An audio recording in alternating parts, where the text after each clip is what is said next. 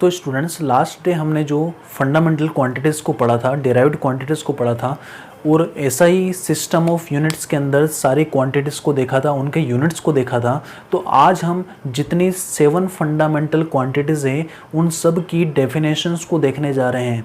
जैसे पहली जो फंडामेंटल क्वांटिटीज़ है उसका नाम था लेंथ। लेंथ की यूनिट जो है वो यूनिट क्या है, मीटर, सिंबल है स्मॉल m। तो हमको देखना है मीटर की डेफिनेशन क्या होती है। जितनी भी यूनिट्स है फंडामेंटल यूनिट्स, उन सब की डेफिनेशंस को आज हम देखने जा रहे हैं। देखिए स्टूडेंट्स, सबसे पहले लेंथ क्या होता है। सिंपल सी बात है, लेंथ क्या होगा, दो पॉइंट के बीच का जो डिस्टेंस होता है, the distance between 2 point is called length. उसी को क्या कहा जाता है, लेंथ कहा जाता है या डिस्टेंस कहा जाता है। तो लेंथ क्या है, the distance between any 2 points in space. जरूरी नहीं है वो बोर्ड पे पॉइंट हो, यहाँ पर पॉइंट और यहाँ पर पॉइंट, इन दोनों के बीच का जो डिस्टेंस है वही क्या सेपरेशन है, वही क्या है, लेंथ है। उसको हम क्या बोलते हैं, इज कॉल्ड लेंथ। इसका SI यूनिट क्या होता है स्टूडेंट्स, मीटर। ओके, ये आपको याद रखना है, इसका SI यूनिट क्या होगा, मीटर होता है। सो मीटर की डेफिनेशन देखते हैं। मीटर की डेफिनेशन से पहले मैं आपको समझाता हूँ स्पीड ऑफ लाइट क्या होती है स्टूडेंट्स। जो हमारी लाइट है, उस लाइट की जो स्पीड होती है उसी को कहा जाता है स्पीड ऑफ लाइट। वो अप्रोक्स होती है 3 × 10⁸ मीटर पर सेकेंड। दुनिया में जो सबसे ज़्यादा स्पीड जिसकी पाई जाती है, जो सबसे ज़्यादा तेज़ होता है और जिससे तेज़ अभी तक कोई हुआ नहीं है, उसको बोलते हैं लाइट। सन से अर्थ तक लाइट आने में कुछ मिनट्स लगते हैं। सन से अर्थ तक का दूरी कितना ज़्यादा है, इसके बावजूद, क्योंकि लाइट की स्पीड बहुत ज़्यादा होती है। ये आपको नोट करना चाहिए और याद रखना चाहिए कि लाइट का स्पीड कितना होता है, 3 × 10⁸ मीटर पर सेकेंड। या फिर आपको इस तरह से देखें इसको, 3 लाख किलोमीटर पर सेकेंड। इस तरह से समझ में नहीं आएगा। यहाँ पर देखें, लाइट जो होती है वो 1 सेकंड में 3 लाख किलोमीटर की डिस्टेंस ट्रेवल करती है। कितनी डिस्टेंस, 3 लाख किलोमीटर। कितने सेकंड में, 1 सेकंड में। तो ये होती है स्पीड ऑफ लाइट। तो हमने क्या करा स्टूडेंट्स, लेंथ मीटर की डेफिनेशन बनाना थी। तो मीटर की डेफिनेशन इससे पहले भी बनाई जा चुकी है, बट उन डेफिनेशन के अंदर प्रॉब्लम था। अब वो प्रॉब्लम क्या था स्टूडेंट्स, वो प्रॉब्लम इस तरह का था, जैसे स्टार्टिंग के अंदर 1880 के अप्रोक्स एक प्लेटिनम इरिडियम, प्लेटिनम आपने एलिमेंट सुने होंगे, प्लेटिनम और इरिडियम। तो प्लेटिनम और इरिडियम को मिलाकर एक एलॉय बनाया गया। क्या बनाया गया, एलॉय, है ना। जो दो या दो से ज़्यादा मेटल्स को आपस में मिलाते हैं तो उसको क्या बोलते हैं, एलॉय। तो प्लेटिनम इरिडियम का जो एलॉय था, अब उसकी एक रोड बनाई गई। उस रोड की जो लेंथ थी उसकी एक फिक्स रोड बनाई गई होगी। ये रोड बनाई, प्लेटिनम इरिडियम एलॉय की एक रोड बनाई गई। अब उन्होंने, साइंटिस्ट ने क्या कहा कि आज से हम प्लेटिनम इरिडियम की एलॉय है, इस रोड की जो लेंथ होगी उसी लेंथ को आज से हम क्या कहेंगे, 1 मीटर कहेंगे। मतलब ये जो भी लेंथ की रोड है, इस रोड की जो लंबाई है उसी को आज से हम क्या कहेंगे, 1 मीटर कहेंगे। तो ओके, स्टार्ट हो गया 1 मीटर। अच्छा, ये जो 1 मीटर की जो डेफिनेशन बनी, ये डेफिनेशन 2 पहलुओं पर खरी उतरती थी। पहला पहलू था एक्सेसिबल। क्या होना चाहिए यूनिट्स को, एक्सेसिबल। इसका मतलब है ऐसी रोड की फोटोकॉपी बनाकर, ऐसी रोड बहुत सारी बनाकर उन्हें अलग अलग देश भेजा जाए, क्योंकि सारे देशों को भी बताना है, अंतर्राष्ट्रीय यूनिट है, तो सारे देशों को भेजा जाए। फिर वो देश अपने ही यहाँ पर कंस्ट्रक्ट करके सारे राज्यों में भेजे, ताकि सब लोगों के पास पहुँच जाए कि 1 मीटर मतलब क्या। ओके स्टूडेंट्स, तो ये जो प्लेटिनम इरिडियम का अलॉय था और जिसको 1 मीटर कहा गया, तो ये एक्सेसिबल तो था। साथ में एक और दूसरा वर्ड होता है इनवेरिएबल। क्या होता है स्टूडेंट्स, इनवेरिएबल। यूनिट्स जो होना चाहिए एक्सेसिबल होना चाहिए और इनवेरिएबल होना चाहिए। इनवेरिएबल का मतलब होता है समय के साथ यूनिट्स के अंदर कोई बदलाव नहीं आना चाहिए, यूनिट्स में कोई प्रॉब्लम नहीं होना चाहिए। तो हुआ क्या, आपने देखा होगा, जब गर्मी होती है या गर्मी ज़्यादा पड़ती है, जब आसपास का टेम्परेचर बहुत ज़्यादा हो जाता है, तो होता क्या है, जो मेटल्स होती है वो मेटल्स हल्की सी फैल जाती हैं, उनमें बहुत छोटा सा वेरिएशन आता है गर्मी के कारण। किसी मेटल को देखिए, किसी मेटल को बहुत ज़्यादा हीट पर गर्म कीजिए, उस मेटल में हल्का सा फैलाव होगा। तो हुआ क्या, इसके अंदर भी जब गर्मी हुई हल्का सा स्लाइट फैलाव हुआ, जिसके कारण इसकी लेंथ बढ़ गई। इसकी लेंथ बढ़ गई तो अब जो 1 मीटर पहले माना गया था, क्या 1 मीटर अब भी है? नहीं, आंसर है अब बढ़ चुका है। इसका मतलब ये क्या इनवेरिएबल यूनिट है? इनवेरिएबल मतलब चेंज नहीं होना, ये तो चेंज हो गया, इसमें एरर आ गया। तो इस कारण इस डेफिनेशन को कैंसिल किया गया। और भी कई कारण थे जिसके कारण इस डेफिनेशन को हटाया गया कि ये डेफिनेशन आज से हम नहीं मानेंगे। तो नई डेफिनेशन की जरूरत थी जिसको स्पीड ऑफ लाइट के ऊपर बेस किया गया। तो देखते हैं नई डेफिनेशन क्या है। जो स्पीड ऑफ लाइट होता है 3 × 10⁸ मीटर पर सेकेंड, इसका मतलब होता है 1 सेकंड में इतने डिस्टेंस कवर करती है। ओके, तो हम इसको इस तरह से भी लिख सकते हो, 3 × 10⁸ को अप्रोक्स करके लिखा गया, मगर वो एक्चुअल स्पीड इतनी थी स्टूडेंट्स 299,792,458 मीटर पर सेकेंड। ये एक्चुअल स्पीड थी जिसको अप्रोक्स करके राउंड फिगर करके 3 × 10⁸ लिखा गया। पॉइंट यहाँ पर था, कुछ नहीं तो इस पॉइंट को आप एक पॉइंट के बाद में ले आए तो 3, 6, 7, 8 पॉइंट्स के यहाँ पर लग जाएगा, तो 10 की पावर कितना बन जाएगा 8, और 2.99 को अप्रोक्स करके कितना मान लिया गया 3 मान लिया गया। तो हम इतना याद रखते हैं, मगर एक्चुअल स्पीड ये होती है। तो एक्चुअल स्पीड को याद रखिए, इतने मीटर चलता है लाइट कितने सेकंड में? 1 सेकंड में। तो बनाते हैं डेफिनेशन स्टूडेंट्स, इतने मीटर की डिस्टेंस ट्रेवल करने में लाइट को कितने सेकंड लगते हैं? पर सेकंड, मतलब 1 सेकंड। तो लिखते हैं यहाँ पर कि 299,792,458 मीटर चलने में लाइट को कितना टाइम लगता है? 1 सेकेंड। कितना सेकेंड? 1 सेकेंड। तो 1 मीटर चलने में कितना टाइम लगेगा स्टूडेंट्स? 1 मीटर चलने में कितना टाइम लगेगा? तो ये जो क्वांटिटी है, ये क्वांटिटी कहाँ चली जाएगी? इस 1 के अपॉन में चली जाएगी। 1/299,792,458 और यहाँ पर कितना आ जाएगा? सेकेंड। 1 मीटर चलने में लाइट को इतना टाइम लगता है, कितना टाइम? 1/299,792,458 सेकेंड। तो अपन ने डेफिनेशन क्या बनाई स्टूडेंट्स? लाइट को इतने सेकेंड में, लाइट को कितने सेकेंड में? इतने सेकेंड में वैक्यूम में। कहाँ पर स्टूडेंट्स? वैक्यूम में। वैक्यूम का मतलब होता है जहाँ पर ना तो एयर हो, कोई सा भी मीडियम प्रेजेंस नहीं हो।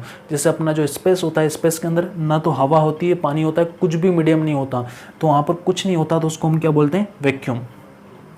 तो लाइट को इतने सेकेंड में वैक्यूम में चलने में जितनी डिस्टेंस कवर करती है लाइट, उस डिस्टेंस को क्या कहते हैं? 1 मीटर कहते हैं। तो आइए इसका डेफिनेशन देखते हैं। The metre is the length of the path travelled by light. Light को चलने में कितना टाइम लगा, कितना पाथ ट्रेवल करा? The metre is the length of the path travelled by the light in vacuum. कहाँ पर? Vacuum. During a time interval of, कितना टाइम लगा? 1/299,792,458 ऑफ अ सेकेंड। तो इसका डेफिनेशन बन गया, लाइट को इतने सेकंड में चलने में जितना डिस्टेंस कवर करती है, उस डिस्टेंस को ही हम क्या बोलते हैं? 1 मीटर कहते हैं। तो इस डेफिनेशन को आप याद रखिएगा स्टूडेंट्स, इसको कहते हैं लेंथ या फिर 1 मीटर का डेफिनेशन। तो इसको रफ करते हैं स्टूडेंट, इस तरह से याद रखिएगा। आपने देखा होगा जो मीटर होता है, हमेशा मीटर यूज़ नहीं करते हैं। बड़ी डिस्टेंस को नापने के लिए किलोमीटर यूज़ करते हैं, कई छोटी डिस्टेंस को नापने के लिए सेंटीमीटर, सेंटीमीटर से छोटा mm होता है, और mm से छोटी भी कई क्वांटिटीज़ होती है। तो इसकी देखते हैं अदर यूनिट्स।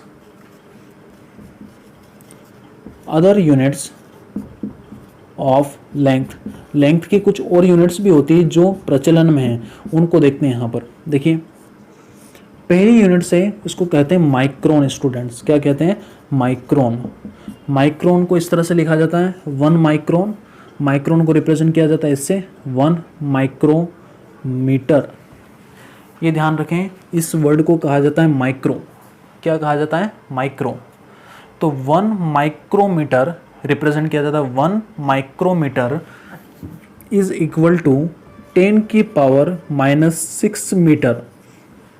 तो पहला एक यूनिट देखा माइक्रोन, क्या कहा जाता है, या 1 माइक्रोन या फिर 1 माइक्रोमीटर इज इक्वल टू 10 की पावर -6 मीटर, मतलब 1 मीटर का 10 की पावर 6 टाइम्स जो होता है इतना छोटा होता है। 10 की पावर जितनी नेगेटिव होगी वो उतना छोटा होता जाएगा। 10 की पावर -6 बहुत छोटी क्वांटिटीज़ हैं।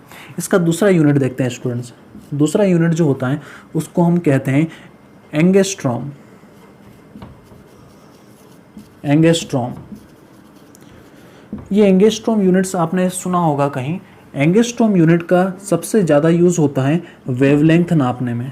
आपने सुना हो कि जो वेव चलती है वो इस तरह से चलती है कि वेव के जो क्रेस्ट होते हैं या ट्रफ होते हैं, इनके बीच का जो सेपरेशन होता है उसको बोलते हैं वेवलेंथ। तो वेवलेंथ की जो कैलकुलेशन की जाती है, डिस्टेंस बहुत ज़्यादा छोटा होता है, इसको मीटर में नहीं नापा जा सकता। तो इसके लिए हम एंगस्ट्रॉम का यूज़ करते हैं। क्या यूज़ करते हैं? एंगस्ट्रॉम। एक तो वेवलेंथ, इसके बाद में जो एटम होता है, एटम भी बहुत छोटा होता है, एटम को ना देखा जा सकता है। तो एटम की साइज़ को भी नापने के लिए जिस यूनिट का यूज़ किया जाता है उसको कहते हैं एंगस्ट्रॉम। तो आप याद रखें 1 एंगस्ट्रॉम। एंगस्ट्रॉम को रिप्रेजेंट करते हैं, ए लिख के इसके ऊपर छोटा सा 0 बना देते हैं।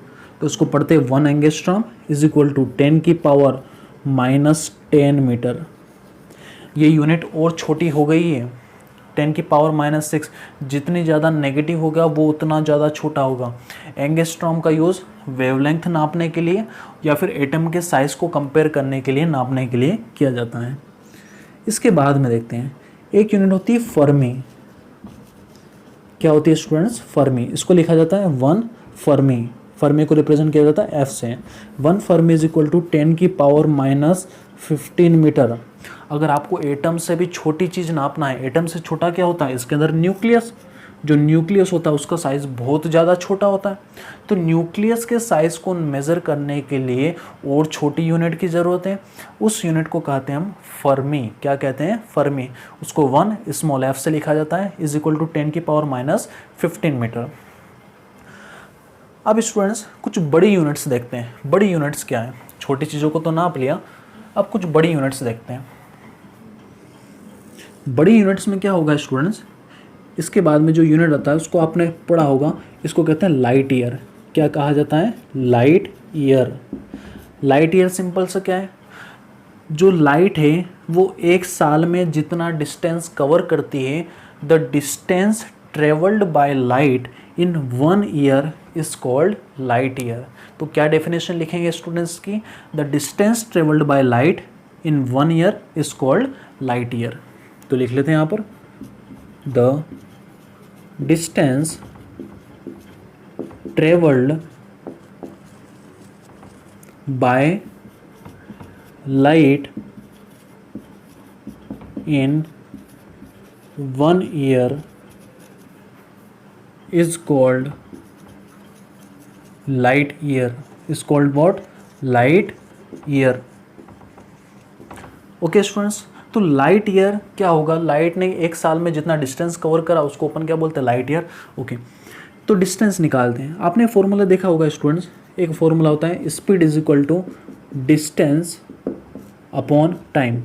अगर मुझे डिस्टेंस निकालना है तो स्पीड का टाइम में मल्टीप्लाई कर देंगे, तो डिस्टेंस बराबर कितना जाएगा? Speed into time. तो यही फॉर्मूला लगाते हैं, distance is equal to speed into time.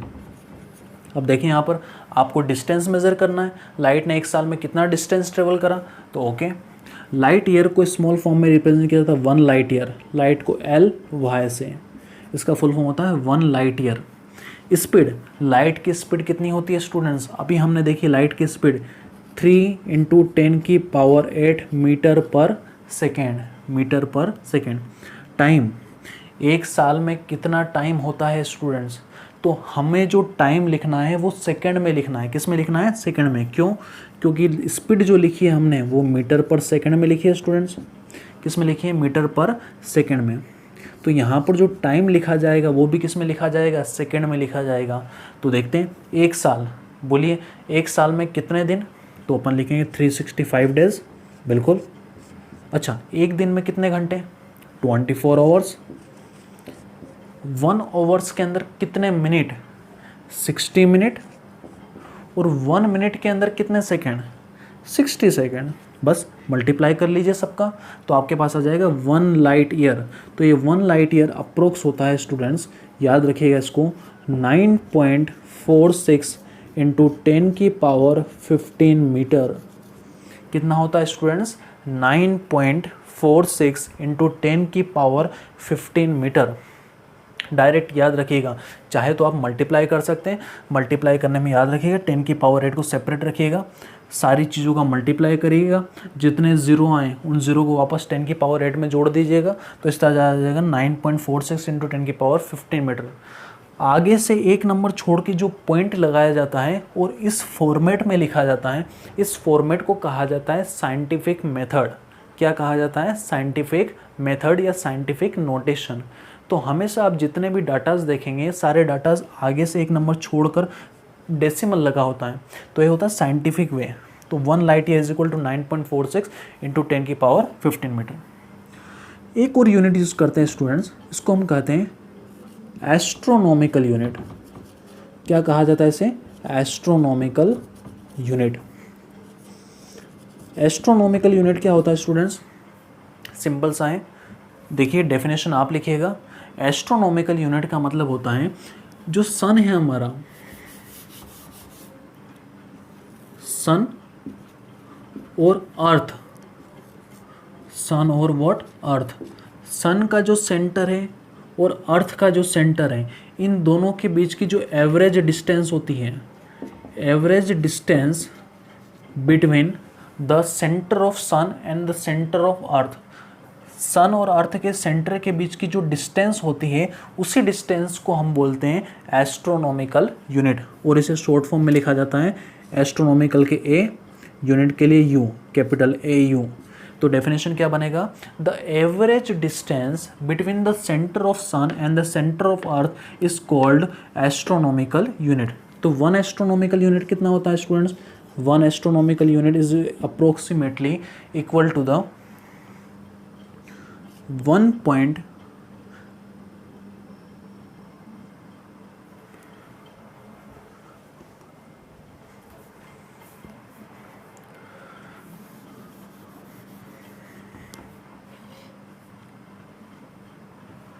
जो एस्ट्रोनॉमिकल यूनिट होती है, ये सेंटर ऑफ सन और सेंटर ऑफ अर्थ के बीच का जो एवरेज डिस्टेंस होता है, उसी को हम बोलते हैं 1 एस्ट्रोनॉमिकल यूनिट। तो 1 एस्ट्रोनॉमिकल यूनिट कितना होता है स्टूडेंट्स? लिखते हैं अपन, 1 astronomical unit is equal to 1.5 into 10⁻11 metre.